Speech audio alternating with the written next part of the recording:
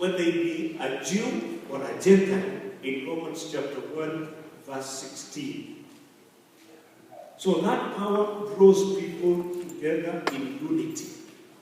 There is unity. I know faith church doesn't experience the common disunity that is in churches all around here.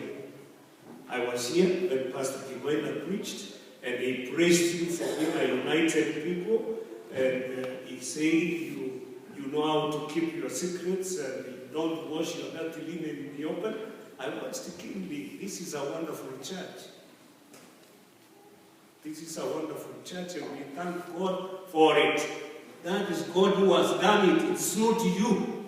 We are experts in disorganizing things. Experts in, we don't like unity. Everybody wants to walk their own way. Because they say,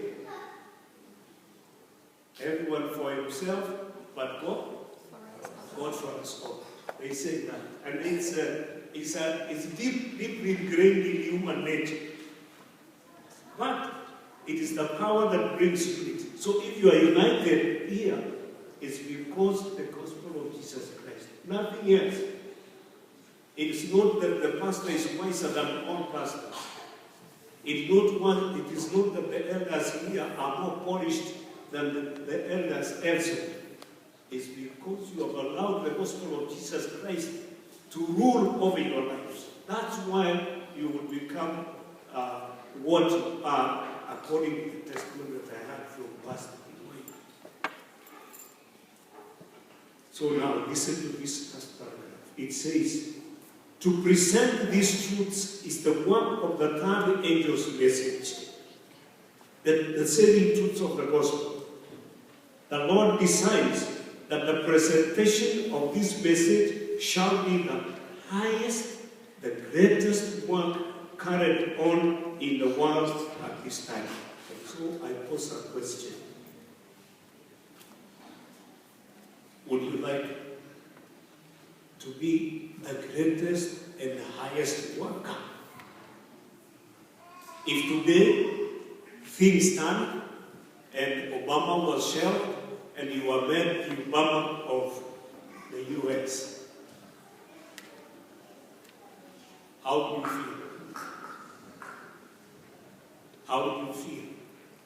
I know you're looking at me, you are wondering what I'm talking about because that's a dream. It cannot come. You can't be an Obama. But I'm giving you a supposition.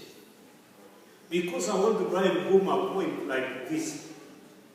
God has designed that you do the greatest and the highest work, and that greatest and the highest work, Brother Yamori, is that one of propagating the saving truths of the gospel, the gospel of Jesus Christ, which saves everyone. This church is not used to say amen. They would have said amen.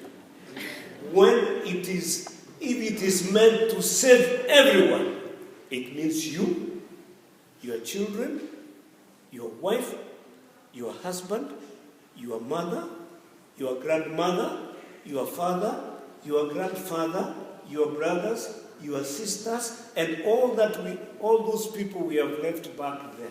The only way of saving them is the gospel of Jesus Christ. Amen.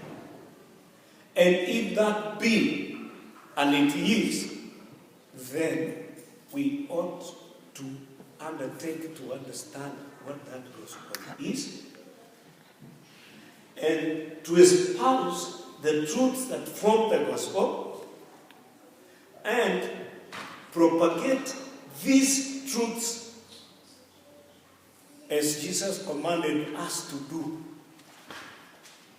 That's why there is an advertisement department here.